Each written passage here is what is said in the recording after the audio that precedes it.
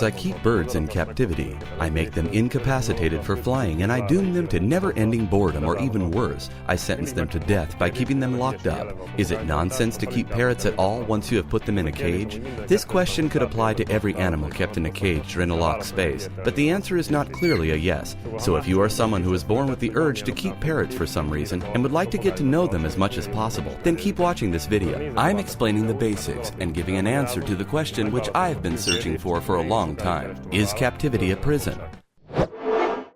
The following informations are based not only on my experiences, but on scores of many other people I've connected with in the past 6 years with my first book that I got published about training. So we're not talking about opinions, but tested practices that really work. Keeping parrots is simple. People make it complicated, at least the basics of it. You can have 1,000 reasons to end up having a parrot. How to make this cooperation work isn't enough to simply buy the parrot. You need to accept his needs and provide them. Having parrots is a great self-improving lifestyle. You can learn a lot about the world, and you can even transmit the knowledge if you do it with responsibility. In the early years, I went through all the wrong methods possible, starting from keeping the bird lonely in a small cage to wing clipping. But deep inside, I felt that it was all bullshit, and I started to research the topic. It would be pointless to force my point of view on good or bad morals unnecessarily to anyone.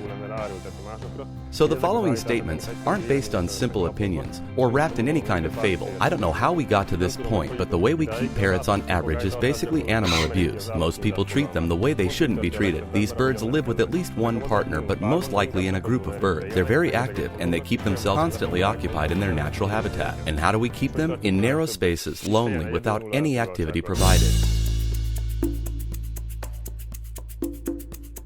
Although unsatisfactory circumstances aren't necessarily your fault, but those are the wrong customs. I remember when I told a friend of mine that I was going to write a book about parrots. He laughed and asked me, "Why? Straight to the cage. Put a bell next to it. Food and water. That's it." Most of us think like this indeed, and we don't even think about if it's right. Unfortunately, parents don't teach their kids responsibility by keeping parrots.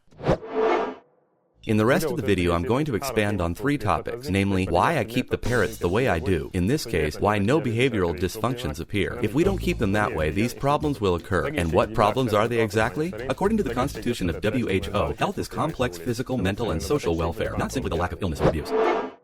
So we're going to have mentally and physically healthy birds, only if we provide the proper environment for them. And we start with the space. The first thing we deprive the birds of is the freedom of flying. I have recently seen a video where people are interviewed about the first thing that comes to their minds when they think about birds. Without exception, everyone said things like freedom, flying, and free as a bird. In spite of this, we bundled them into small cages, and they only get the necessary water and provision. For substance, as the little pet of the family, in this case we talk about display bird keeping. However, the whole being of parrots is evolved for flying. They have hollow bones, pockets, they breathe, hear, see, and digest differently. They eat high-calorie seeds to withstand all day flying around. The birds can develop their bone density and muscles by flying only, because this is how they perform resistance exercise. Parrots kept in small spaces have similar problems to inactive humans. If they are deprived of flying, due to lack of exercise, mental and other health problems occur predictably. This is a good reason we are told how important sport is. As a comparison, a research published by the Lancet Journal shows that in 2008, 5.3 million people in the world died from diseases developed from lack of exercise. According to previous scientific surveys, the same number of people die worldwide each year due to smoking. Another interesting thing is that if we put a bird into a small cage, which previously had a spacious living space, it tries to fly everywhere in the beginning. Soon, it will find out that climbing is the only way to move around in this small space, and within a short period of time, the bird wilts. Its muscles collapse, becoming weak, and its body doesn't utilize the nutrients as it normally would. It becomes visible on the feathers as well. We shouldn't be too surprised if birds kept in small places are depressed or irritable. However, beyond a certain size of cage, the dimensions don't specify the happiness of the bird. In a 6 times bigger space, it wouldn't be exponentially this much happier, although the need of free flying in this form is difficult to satisfy in the case of certain species. The second condition of the 3 is to keep congenic pairs. In their natural habitats, the parrots live at least in pairs, but rather banded together in smaller or larger groups. Now everyone could say that, of course, just in order to feel secure. Conversely, if you watch any documentary on nature, you can see that there is a serious social connection amongst birds, and they entertain each other. Social relations always require a certain sociality. The reason why many people don't keep parrots in pairs has emerged in my mind in the last couple of years. The first reason is that the bird won't be dealing with you anymore, and it will be running wild. That's partly true, but no less false. Leniency stems from trust, and that's the outcome of predictable and positive past experiences. All in all, a new bird doesn't mess with the relationship. Of course, they are going to be occupied with each other as well, but why we bought them at all if not exactly for this? The other reason is, why does my parrot need a partner once I give it enough attention? The short answer is, it doesn't matter how much you care, it won't be enough. The time spent together is important and useful, but not satisfactory by itself. These birds are prey animals, which are used to living in groups, thus they are more tremulous too. Living in groups increases their sense of security. If there is no team, there is no peace. The bird kept alone is anxious. If you keep the bird on its own, you surely will notice when you leave the vicinity of the bird. It chirps a calling tone constantly. You're usually advised to ignore this noise, and it will stop by time, and that's what happens indeed. However, this method may lead to learned helplessness. The concept springs from psychologist Martin Seligman. In brief, the bird no longer tries to call, not even if it would make sense, because it doesn't help since there will be no response. At first sight, it might seem like a good method. It could also cause side effects, such as low self-esteem, frustration, depression, or physical sickness. Talking about human depression is typically related to learned helplessness. Birds that are kept alone can start a variety of self-destructive behaviors due to the small space, inadequate activities, and lack of company. One of these behavior patterns is feather plucking. Birds begin excessively preening due to stress or as self-entertainment. They gradually pull their feathers out. It's particularly characteristic in the case of cockatoos and gray parrots. As soon as they notice the extra attention the owner gives on feather plucking, which is the desired response, they continue this activity. The cockatoos can go so far that if they no longer have enough feathers, they begin self-mutilation, which can lead to completely gnawed off limbs, or even bleed to death. So the time spent together is helpful, but not long enough. In addition, we don't get this extra time every day, especially not hours. These sessions are required extras. If I really wanted to go into this, I could add that the time spent together should be a useful pursuit, not only a symbiotic vegetation. Training is excellent for this purpose by the way that it is a very good occasion to improve communication and trust between each other. And here comes the third reason why people don't want a couple of parrots, namely, the increased noise. These birds evolved to be able to call each other from one tree to another. Understandably, they have to be loud enough. However, in the case of two birds, the calling sound subsides. That rarefies, but at the same time, there will be more communicative tweets. But generally speaking, in pairs, they're quieter. Moreover, they help each other's education through a way of social learning. The third prerequisite of good parrot keeping is to provide proper occupation at any time. Although when I talk about playing games, usually they laugh at me because they don't perceive its importance. It might seem pretty evident, yet this is the most neglected part of all. Many people acknowledge it's necessary, nonetheless they don't use it, especially the breeders. I think that it should be the main message of the zoos, but sadly not everyone leaves with this edification. I'm pretty sure the experts on the subject are tired of hearing the same talk. Sure, the birds in nature are occupied with looking for a partner, looking for a nest, repairing the nest, searching for food, and a safe place, which are all given in captivity, and so they are doomed for eternal boredom. But it's much more complicated than this. To begin with, if there's no activity, then they can be really bored. A bored bird tries anything to stay busy. If there's nothing it can do, then preening gets more frequent, which eventually could lead to feather plucking.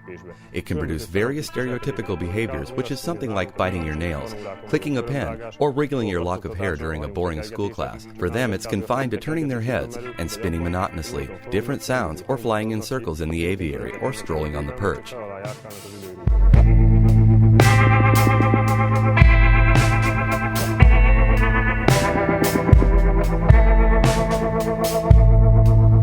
These behaviors last even if the birds are relocated into better conditions. The constant impoverished environment can cause mental decay, and no wonder they become irritable. Wherever I look for it, the general accepted definition of the game is free action. Why should anyone do anything which apparently has no sense, if not for the enjoyment of the action itself? Hello. Hogy vagy? Hello. There are always benefits and purpose beyond the most self-serving and pointless of games. Parrots play in nature as well.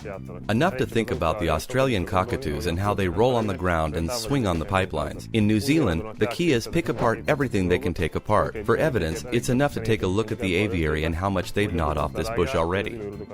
Kids play with a bunch of toys in the early years as well. Games affect the development of intellectual skills. Young age is the most dynamic period in the development of the nervous system. Growth of the brain is the result of cancellous development development of the connections between nerve cells, and this effect comes from experiences. Everything we experience, see, hear, or perceive evolve more and more connections between the nerve cells. Different areas of the brain get reordered as a result, so there are more and more complex connections developing in the brain by studying more and more complex relationships that are formed in the brain, which leads to the emergence of new skills. Therefore, the reason for providing a variety of activities and to introduce new things to these little birds as well. Is it not cute, the birds we are raising thanks to professional feeds? They are usually very cute and very nice. But what kind of adult will become of them? They get to know their environment through playing the various features of objects and community life. The situations evolved during the game teaches the bird to cooperate, that is, to be attentive. This means that also helps in the habituation of two or more birds, because playing allows more interaction. After a certain time, they play not only next to each other, but together, sharing the activity.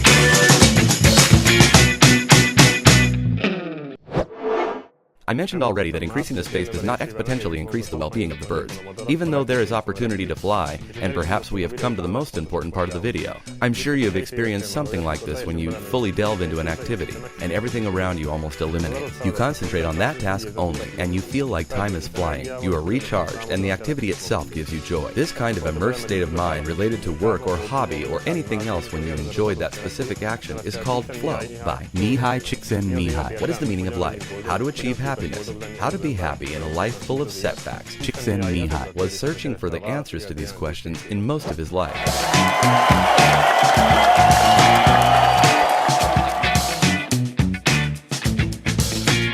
Flow isn't an action, but a state of mind which develops during the action. The flow is the immersion of the action. It's simply called flow because people reported that they had a sense of floating, flowing sensation while experiencing it. After experiencing the flow, people become more satisfied and happier. The flow is the psychology of perfect sensation. One of the true meanings of existence is happiness. All of our behavior patterns intend to make us happy. Every other desire of ours stems from the belief that we will be happier. It can be easily explained while playing music, doing sports, or painting, in cases where you faced activity which promises high-level challenges that fit your skills, knowing the purpose of the activity, and also getting feedbacks about the process. In his book, The Flow, Csikszentmihalyi tells a story about a sailor whose fridge got broken on a long trip, and all the eggs got rotten, and instead of throwing them into the sea, rather, he threw them on the floor of the deck so that he could clean it up. But he didn't simply flung them, but before cleaning, he had waited for it to dry. He also mentions of an Indian tribe as an example for whom the Shuswap area was a land of abundance. But as time passed by and life had become too predictable for them, and possibilities disappeared, the whole village moved to another location within every 25 to 30 years, where they now had new tasks to be solved.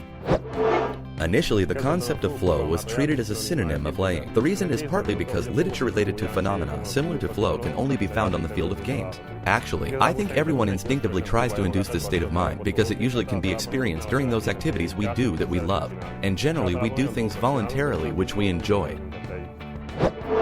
Parrots would rather work instead of sitting still. They likely work for a meal which they wouldn't even notice in their feeding bowl.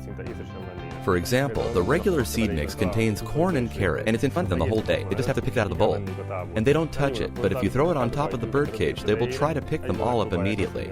If I strew a handful of millet to the ground, they'd rather pick it up from there than the feeder. They prefer hanging upside down for a cluster millet over taking it out of the bowl.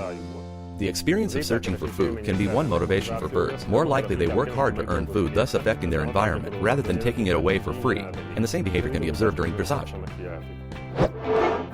How to create a flow situation for your parrot on a daily basis if the space is limited, then you have to figure out a variety of activities for them. But first I would like to respond to two commonly occurring objections. When I suggested to a fowler friend of mine that toys should be given to his birds, he laughed at me and said that they would chew it off in 3 days. And whenever this question is asked, it's already answered. If you find a toy that can be chewed on for 3 days, you're lucky to have found something that keeps your bird busy. The other excuse is, why would they get the toy if the bird doesn't even care about it? There is truth within that. Some species, it takes time until they give the unfamiliar toy a go, because they are often afraid of it. But once they overcome the fear, the supply can be continued. First of all, the easiest way is to apply any kind of game where they have to earn the food somehow, because primarily that motivates them the most. We can simply hang fruit or wrap some seeds in paper. We can put it in a box or in 2 boxes and place them in different parts of the birdcage. Colorful wooden cubes are already considered regular, but you can still vary them further. If you put them in a place where it is more difficult for them to reach, if you drill holes and put the seeds in it, if the cube has additional mortise groove into it. Moreover, different hardnesses of woods can be used. We can give them sliced logs because they like to peel off the bark. If it's arranged in a way that is only reachable from a swing, or if it is fixed on a swing, the more challenges the better for them.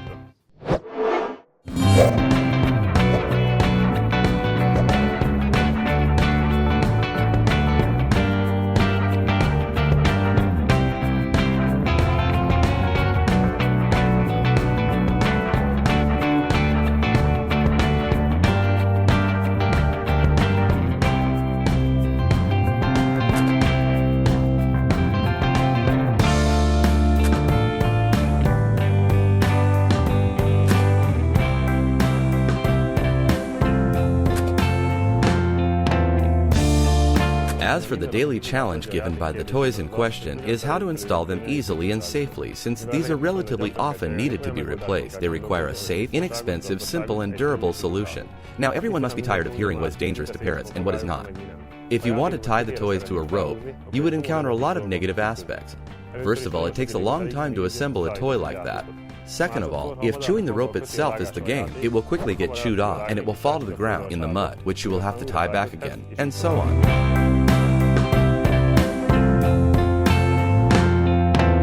Not to mention the gnawed pieces of rope could be swallowed, which can get stuck in the crop and guts of the parrot, which can lead to death.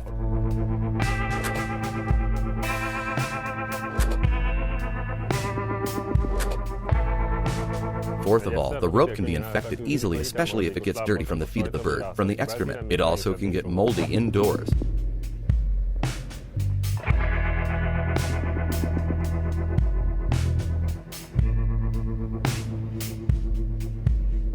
Fifth of all, the bird's head or legs can easily get caught as a result, and it can be choked, nails can be torn, or legs can break. Many give themselves to believe that they will gnaw through themselves, but even half of it is a lie. Generally, they get into panic and start flopping around in confusion, which always leads to a bad end. These are the reasons why I don't recommend any toy made of rope.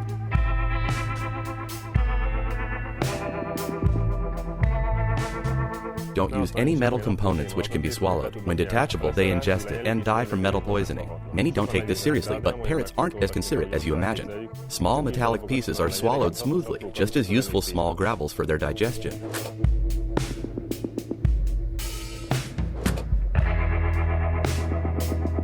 Galvanized and steel carabiners are available, which the toy can be hooked with, but they can screw these off and the toys can be thrown. It can cause a big trouble if at least 2 of them are in the cage or aviary, because the other bird can easily be hit by the connecting links and the carabiners, since they can be open or can be separated and can easily be fouled to their beaks, or they get stuck to it by their leg band and can't get out of it. If the bird isn't tamed by the time you could help it, it can almost literally rip his feet off because of the panic occurred while you're approaching. Anyways, I use these carabiners for the swings, but they are glued in by industrial adhesive, which needs strong pliers to pull apart. So the products available on the market, like the stainless steel rods with the carabiner on its end, may seem like a good idea, but they aren't made to be safe, but to be easy and cheap to produce. What you can buy in a store is not necessarily good and safe, only marketable.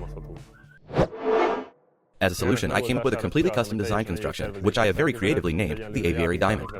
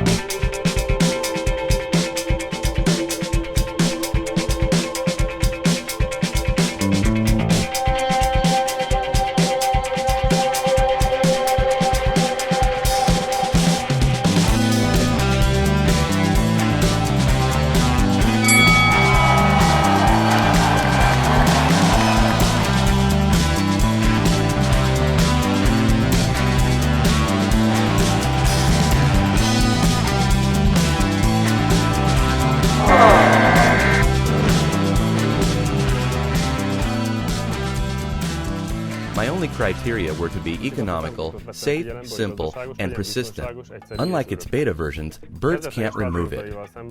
It's suitable for every kind of bird from budgie to macaws. It's good because it won't swat our little favorite, which isn't a disadvantage. There's no part with its leg or neck that could hook onto it, so it won't become crippled, and it won't get choked either.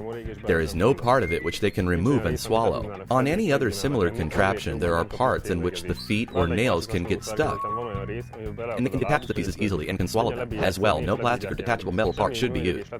It's made of acid-resistant steel, which is favorable because it's completely safe. Other cases of design similar to this one are galvanized. On one hand, galvanized pieces aren't made for eternity. On the other hand, when cleaned with acid, liquid toxic white rust is generated on their surfaces. If the galvanization is unprofessional or it has tiny errors, zinc pieces splinter off of it. If we put food on galvanized metal surface, zinc can dissolve out of it.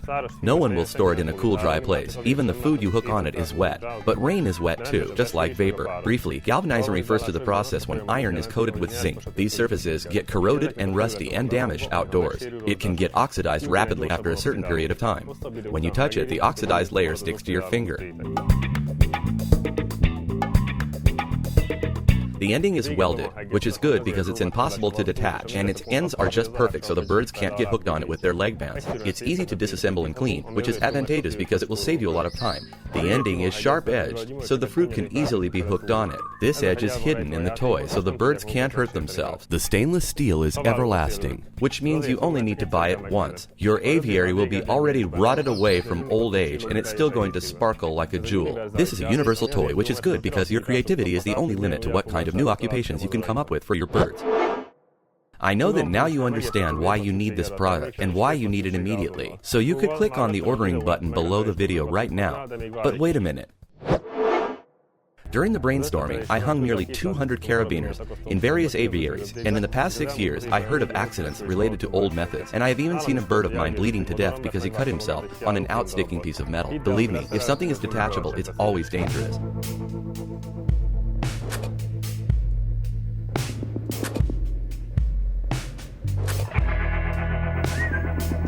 This product came to the world not so long ago, but it's already used in zoos. Unlike the rest, I guarantee that it won't rust. We have dipped it in hot water, we cooled it, frosted it, poured hydrochloric acid over it, and we are fully confident that it is 100% bird-proof.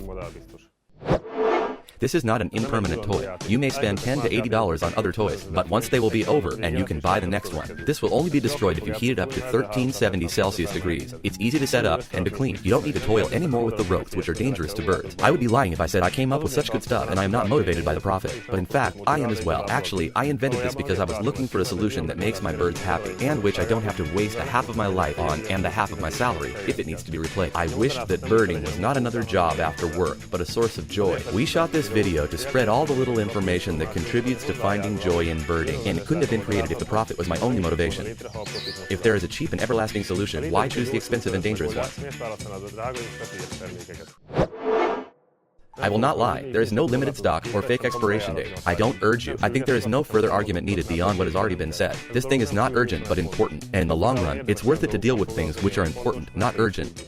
Since we deliver worldwide, it can happen that something runs out of stock because we received a large order. In this case, we contact you immediately and we produce your order within a few days. Personally, I use at least 3 pieces per aviary and 1 swing. At least the options create the opportunity of free choice for the birds, which in a closed space slightly increases the feeling of freedom. More isn't necessarily the better. To order, click the order button below the video and fill out the form. Please watch how we sterilize each piece and check them to avoid any metal splinter getting into the product, which is quite common in the case of detachable versions. Cognitive dissonance. When a new information or experience contradicts a previous idea or knowledge, then we experience dissonance. Internal stress. This state of dissonance creates anxiety, which we are trying to reduce.